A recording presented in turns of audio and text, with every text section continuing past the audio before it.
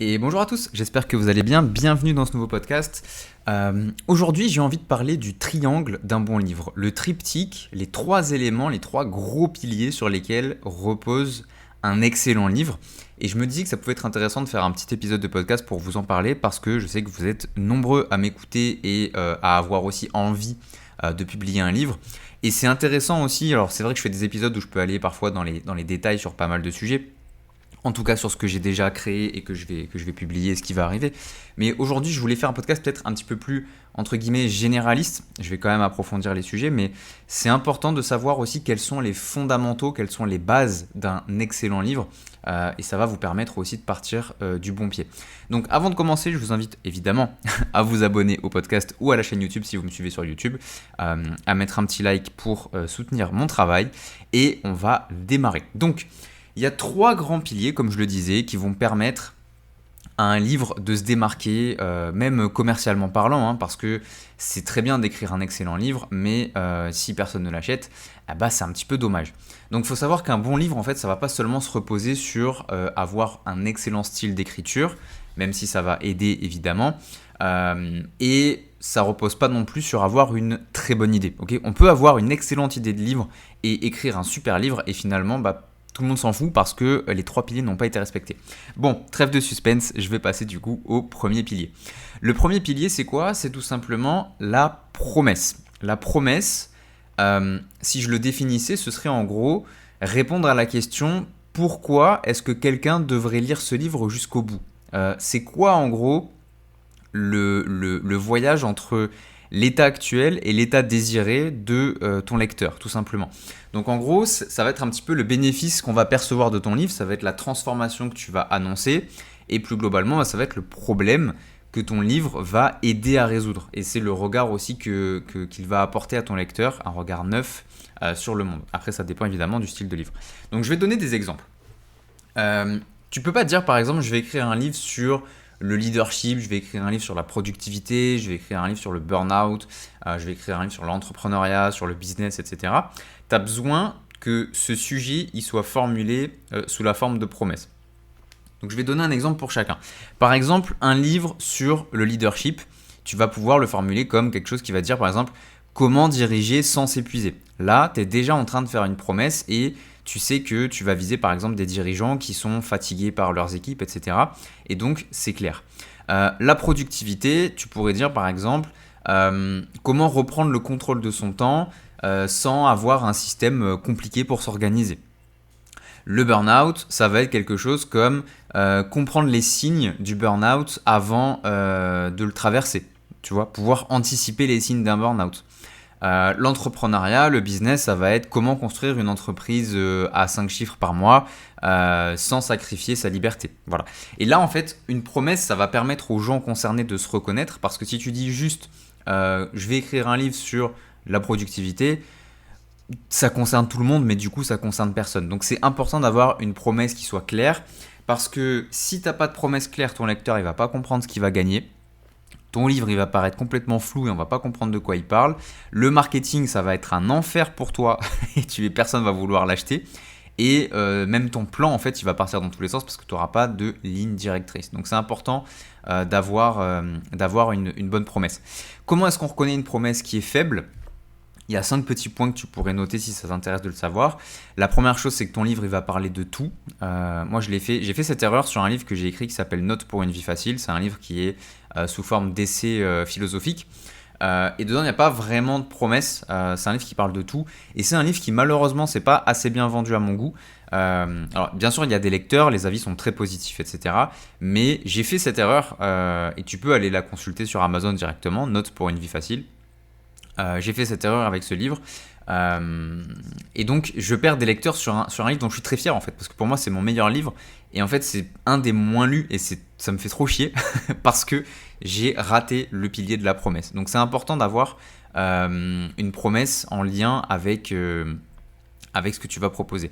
Ensuite, une promesse faible, c'est aussi une promesse dans laquelle on ne comprend pas à qui ça s'adresse. Typiquement, le livre dont je te parlais, voilà, Notes pour une vie facile, c'est un livre, on ne sait pas à qui ça s'adresse. Ça peut aider tout le monde. Un enfant de 8 ans, ça pourrait l'aider, et un vieux de 70 ans, ça pourrait l'aider aussi. Un salarié, ça pourrait l'aider, et un entrepreneur, ça pourrait aussi l'aider. Donc voilà, c'est un petit peu dommage, et ça, c'est un des symptômes. Autre symptôme, c'est le titre. Le titre qui est vague. Si ton titre, il fait pas comprendre tout de suite ce qu'on va gagner, de suite, tu vas affaiblir ta promesse. Là, j'ai 2 exemples. Encore une fois, Note pour une vie facile, c'est vague. On ne comprend pas exactement ce que ça va apporter. Par contre, mon best-seller, Entrepreneur du kiff, on comprend tout de suite. On sait à qui ça s'adresse, les entrepreneurs, et on sait que ça va apporter du kiff. Donc tout de suite, la promesse, elle est claire, et mon livre, c'est beaucoup mieux vendu à ce niveau-là. Ensuite, il y a les chapitres. Au niveau des chapitres, si quand tu regardes ton sommaire avec tous tes chapitres, tu te dis ouais, les chapitres sont super intéressants, mais ça a l'air quand même très confus, très dispersé, alors c'est que ta promesse, elle est relativement faible. Et ça, c'est après la lecture. Le 5e point, c'est qu'en gros, un lecteur va pas forcément sentir de transformation nette. Et donc, c'est que ta promesse était peut-être faible ou floue. Voilà. Donc ça, c'est notre premier grand point. Avoir une promesse claire pour ton livre. Ok ? Donc, pose-toi la question, pourquoi quelqu'un devrait-il lire ce livre jusqu'au bout ? Quelle transformation est-ce que tu vas lui apporter ? Ok ? Deuxième point, deuxième gros pilier. Le deuxième gros pilier, c'est la structure. La structure, c'est l'architecture de ton livre, et plus globalement, ça va être l'organisation logique des idées dans lesquelles tu vas creuser pour créer ton bouquin. Donc globalement, les questions à te poser, c'est ok, dans quel ordre est-ce que mes idées vont arriver ? Comment est-ce qu'elles vont s'enchaîner ? Qu'est-ce qui doit apparaître ? Qu'est-ce qui doit disparaître aussi du livre ? Qu'est-ce qui doit être développé ? Qu'est-ce qui doit être condensé ? Qu'est-ce qui doit être supprimé ? Et en fait, ta structure, ça va te permettre de transformer le bordel de ta tête en parcours intelligible. Et c'est très très important. Moi, c'est un travail que je fais en ghostwriting avec mes clients. Quand j'écris des livres pour eux, je travaille énormément sur la structure avant même de démarrer sur l'écriture. Okay ? Je n'écris pas un livre que je n'ai pas structuré au préalable. Donc c'est extrêmement important, si tu as envie d'écrire un livre, de d'abord le structurer, d'abord faire un sommaire propre, etc. Je ferai probablement des contenus en lien avec la création de sommaire. Mais c'est crucial en fait. C'est crucial parce que y a plein d'auteurs qui vont se planter en pensant que le problème c'est qu'ils n'ont pas de temps, ils n'ont pas de motivation, ils ne sont pas inspirés ou quoi que ce soit, alors que en fait le vrai problème c'est qu'il manque de structure. Donc quand tu n'as pas la structure pour écrire ton livre, chaque session d'écriture tu vas redémarrer à zéro et tu vas galérer, ton livre il va se répéter, tes chapitres ils vont baver les uns sur les autres, ils vont se chevaucher, tes idées elles vont s'accumuler mais elles vont pas avoir un effet de continuum. En fait, il n'y aura pas de continuum logique, donc tu vas pas transformer tes lecteurs, et ton lecteur, même s'il te kiffe et qu'il adore ce que tu fais et qu'il trouve que le fond il est cool, il va se dire c'était quand même assez confus quoi. Donc c'est important, c'est même primordial, je te le dis, d'avoir une structure, parce que la structure c'est la clarté pour l'auteur, c'est la fluidité pour le lecteur, et c'est la puissance aussi pour ton message, d'accord ? Donc voilà, c'est très important de savoir aussi créer ta structure. Là pareil, j'ai noté des petits symptômes d'une mauvaise structure, je te les donne, j'en ai 6. Premier point, c'est que les chapitres sont interversibles. Je ne sais pas si ce mot existe, mais on va imaginer que oui. Par exemple, ton chapitre 3, tu pourrais le mettre au chapitre 8 et ça ferait aucune différence. Donc là, ça veut dire que ta structure, elle est faible parce qu'il n'y a pas de suite logique. Deuxième symptôme, c'est quand tu as plusieurs idées qui vont faire la même chose. Par exemple, tu vas aborder, je te dis une bêtise, le sujet de la confiance en soi, et tu vas faire un premier chapitre qui explique comment développer sa confiance en soi, et un autre chapitre qui va dire comment avoir plus de confiance en soi. Ce sera 2 idées peut-être différentes, mais en fait au final tu vois bien que ce sera la même chose en termes de valeur ajoutée. Troisième symptôme, c'est que le livre ressemble à une série de posts que tu as empilés. Et ça pareil, c'est un gros symptôme d'une structure qui est faiblarde. Donc c'est important d'avoir un livre qui ne fait pas trop cet effet post empilé, sauf si c'est un format assumé dans lequel tu dis voilà, je vais juste vous partager mes meilleurs posts dans un livre. À ce moment-là, pourquoi pas, là c'est pas du tout un problème, mais il faut que la structure soit vraiment assumée à ce niveau-là. Quatrième point, c'est les redondances, évidemment. Si tes retours clients, tes retours lecteurs te disent que voilà, il y a beaucoup de redondances, c'est que ta structure a eu un petit souci au démarrage. Ensuite, en termes de structure, ce qui peut être un symptôme intéressant, c'est quand il y a des parties qui sont très denses et d'autres parties qui sont beaucoup plus légères, on va dire, beaucoup plus creuses. Et enfin, dernier symptôme, c'est quand ton lecteur Alors après, il faut demander à tes lecteurs, hein, c'est pour ça que le principe de bêta-lecteur existe. C'est que tes lecteurs vont te dire, voilà, j'ai lu le livre et j'ai compris chaque chapitre séparément, mais j'ai pas forcément relevé un mouvement d'ensemble en fait. J'ai pas forcément compris le livre dans sa globalité, c'était plus des morceaux. Donc c'est important là aussi de savoir repérer ça dans ton livre, et c'est pour ça aussi que c'est important d'avoir des personnes qui vont lire ton livre avant de le commercialiser, si tu le commercialises. Voilà. Une question que tu peux te poser, ça peut t'aider aussi une fois que tu as ton livre, c'est de te dire, ok, pourquoi ce chapitre, est-ce qu'il arrive ici, pourquoi est-ce qu'il ne serait pas ailleurs? Okay. Ça, c'est une question qui est super intéressante et qui va t'aider avant même d'avoir écrit ton livre. Quand tu regardes ton sommaire et que tu as fini ton sommaire, tu te dis, voilà, ce chapitre-là, est-ce que il est à la bonne place? Est-ce qu'il arrive ici pour une bonne raison? Et la réponse va te donner tout de suite les éléments pour clarifier un petit peu ton travail. Donc voilà, donc on a nos deux premiers piliers. Donc on a dit du coup en premier la promesse, ensuite on a dit la structure, et enfin, qu'est-ce qui nous manque? Il nous manque un troisième pilier. Le troisième pilier, c'est la progression. La progression, c'est l'art de donner à ton lecteur la sensation d'avancer, tu vois. Donc quand tu es dans un livre de fiction, c'est facile à faire parce que tu es obligé de faire avancer tes personnages. Encore que je te dis ça, mais il y a des livres qui sont quand même assez longs là-dessus. Mais il faut que ton lecteur se dise, ah ouais, je sens que au fur et à mesure de ma lecture, il y a quelque chose qui infuse en moi. Je commence à vivre la transformation que l'auteur me propose. Et ça, il faut que tu te poses la question aussi, c'est quelle est la progression que tu vas apporter à ton lecteur au fur et à mesure de l'écriture. Exemple avec ce podcast tout bête, la progression que je fais avec ce podcast, si on imagine que c'est un livre, c'est que tu sens l'évolution parce que j'ai fait une structure. La structure, c'est numéro 1, numéro 2, numéro 3, et tu sais qu'à la fin, tu auras évolué, tu auras progressé parce que tu auras conscience d'un système complet, à savoir le triangle d'un bon livre. Okay, et ça, c'est la miniature, donc la promesse qui a fait le travail. Donc c'est important, tu vois, c'est vraiment un système complet. Donc, pose-toi la question, comment est-ce que le lecteur il évolue du début à la fin, et comment est-ce que je propose une dynamique de progression dans mon livre? Parce que créer une progression dans ce que tu vas écrire, dans ton livre, ça va permettre à ton lecteur en fait de sentir qu'il passe d'un point A à un point B. Et c'est comme ça qu'on crée la sensation de transformation et qu'on crée littéralement de la transformation. Et il faut que ton lecteur il se dise, ok, là je sens que j'avance dans un raisonnement et je sens aussi que je me rapproche d'une résolution. Okay, et là on parle autant de livres de fiction que de livres de non-fiction. Même si tu es dans un récit personnel ou quoi que ce soit, il faut une résolution à la fin et il faut une progression dans le raisonnement. Donc là, pareil, je vais te donner quelques petits symptômes d'une progression qui ne fonctionne pas, qui est faible.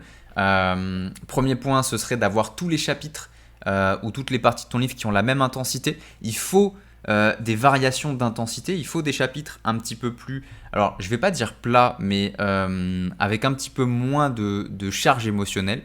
Il faut que tu puisses avoir une balance dans l'intensité émotionnelle de tes chapitres. Certains chapitres vont aller très profondément dans l'émotionnel, d'autres vont peut-être aller plus profondément dans le rationnel, et il faut savoir faire la balance en fait quand tu crées ton sommaire. Ensuite, une progression faible, c'est facile à discerner quand tu sens que ton livre il est en train d'informer le lecteur, mais il n'est pas en train d'embarquer le lecteur. Okay, pense à ce terme embarquer. Tu as déjà lu des livres qui t'ont informé et tu as déjà lu des livres qui t'ont embarqué. Et c'est ça la différence entre un livre qui a un bon système de progression et un livre qui n'a pas un bon système de progression. Donc pense à ça et dis-toi, ok, comment je peux embarquer la personne avec moi dans une réflexion, dans un concept, dans une idéologie, dans une philosophie personnelle, dans ces choses-là. Troisième symptôme, c'est que on peut lire les chapitres dans n'importe quel ordre et on ne perdrait rien. Là encore, c'est une question de structure. Si ta structure elle est conçue de cette manière-là, ok, c'est très bien. Mais si c'est pas le cas, alors il faut que tu t'inquiètes. Il y a un livre que j'ai adoré qui a fait un travail incroyable là-dessus, qui s'appelle Le Vide de Patrick Sénécal. Donc c'est un livre de fiction et en fait, bon, je te conseille pas du tout de faire ça parce que ça doit être super compliqué à faire. Mais lui, son livre, en fait, c'est un livre qui se lit avec les chapitres en bordel. Le livre commence au chapitre 22 ou 23, je sais plus. Le chapitre d'après, c'est le chapitre 8. Bref, c'est le bordel. Alors je te dis chapitre 8, c'est peut-être autre chose, peu importe. Mais en gros, son histoire se fait volontairement dans le désordre. Donc on pourrait se dire que la progression elle est chelou, mais la progression elle reste cohérente et la lecture elle est super intéressante. Donc encore une fois, c'est pas un système que je te recommande de faire, mais c'est important de te poser la question de ok, est-ce que mes chapitres on peut les lire dans n'importe quel ordre sans perdre l'impression d'avancer, et si c'est le cas, du coup ta progression est probablement faible parce que il n'y a pas cette intensité, cette connectivité entre les différents chapitres. Voilà. Ensuite, autre symptôme, c'est que il n'y a pas de montée en tension. On doit sentir une montée en tension.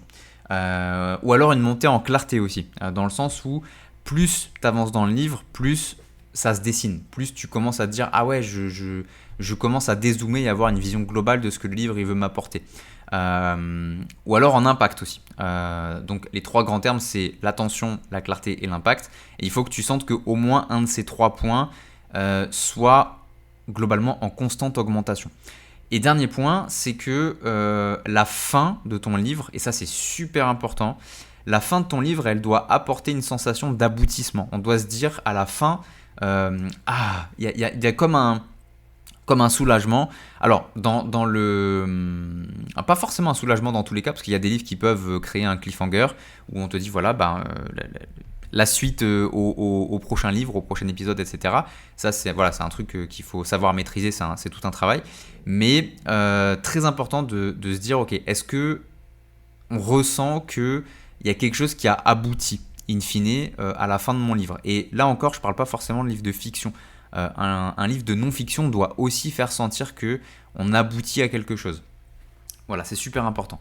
Une question que tu peux te poser, c'est en gros, est-ce que ton lecteur a le sentiment d'être au même endroit à la page 150 et à la page 20, tu vois, ou plus que ça.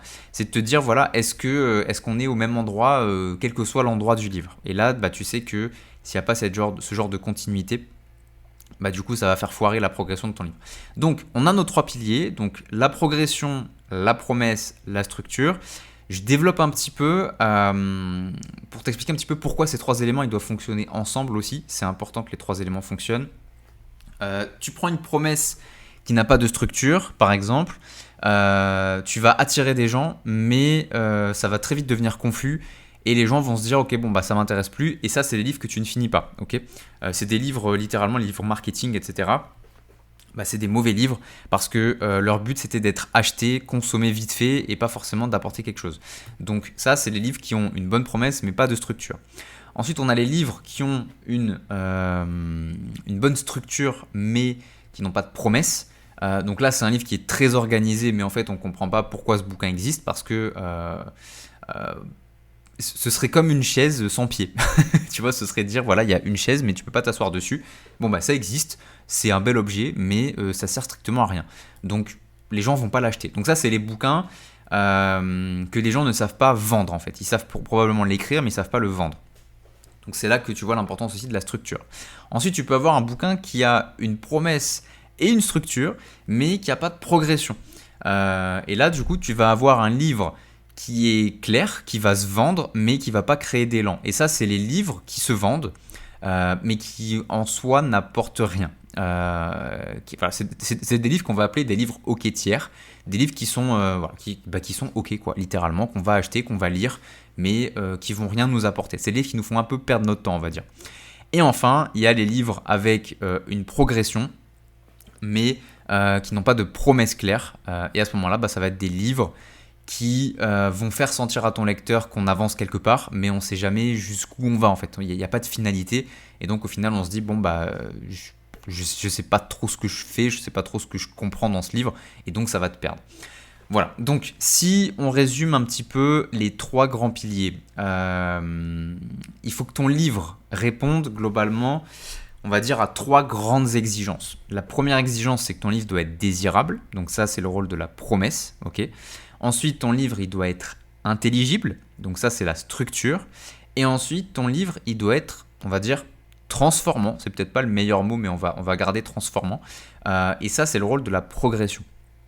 Et quand tu as un livre qui est transformant, intelligible et désirable, alors tu as un livre qui va se vendre, qui va servir tes clients, et qui va donner envie aux gens d'être achetés, tout simplement. Donc là, tu auras un très bon livre et tout ça fier de produit. Voilà. Donc c'est ça en fait un bon livre. C'est ça les 3 piliers d'un bon livre. Et voilà, pile poil 20 minutes, donc c'est bon. J'ai fait un super épisode, je suis content. Donc voilà, ça c'est un bon bouquin. Et si tu as envie qu'on en parle ensemble pour créer peut-être le tien, si tu as envie d'écrire un livre, et que tu te dis voilà, bah moi j'aimerais bien qu'on le fasse pour moi, c'est mon travail, je suis ghostwriter, donc je mettrai toutes les infos de mon site et de mon travail en description de ce podcast. Et je t'invite évidemment à me contacter si tu as envie d'en parler. Ça n'engage en rien, tu vas pas tomber dans un tunnel de vente ou une structure ou de je sais pas quoi, voilà, un système de vente ou quoi. Le but c'est vraiment juste on discute. Et on voit un petit peu ce qu'on peut faire ensemble, je vois comment je peux t'aider, si je peux t'aider je le fais, et ce serait avec grand plaisir. Voilà, donc je te laisse aller voir tout ça sur mon site. Il y a également un questionnaire dans lequel je ne capture pas ton email pour changer un petit peu, qui est aussi dans la description, et qui te permettra de savoir si c'est le bon moment pour toi aussi d'écrire un livre. Ça va te permettre de clarifier un petit peu ton projet, savoir où t'en es, et voir si c'est pertinent aussi même de me contacter et d'envisager l'écriture de ton livre. Mais si tu es là, probablement, c'est le cas. Voilà, pense à t'abonner, pense à liker ce contenu, et je te dis à très vite pour un prochain épisode. Salut à toi.